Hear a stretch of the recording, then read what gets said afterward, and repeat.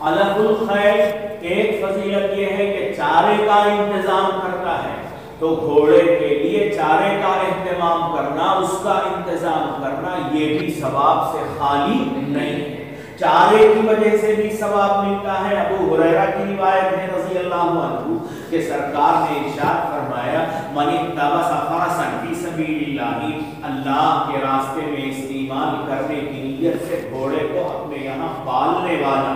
ایمان باللہ اللہ پر اعتماد کرتے ہوئے، یقین رکھتے ہوئے، تصدیقاً لوعد اللہ، اللہ نے جو وعدے کیے ہیں مسلمان مجاہدین کے لیے ان وعدوں کو سچا مانتے ہوئے کہ اللہ کا وعدہ غلط نہیں ہوتا، لا یخلف المیعاد، وعدے کی خلاف ورزی اللہ نہیں کرتا۔ اللہ کے بندے کرتے ہیں تصدیقاً لوعد اللہ، اللہ کے وعدے کو سچا مانتے ہوئے، اس کا یقین رکھتے ہوئے، اس کو صحیح تسلیم کرتے ہوئے، اگر اس نیت سے کوئی شخص گھوڑا پالتا ہے اپنے یہاں تو اس کی سیرابی کانا شبعہ،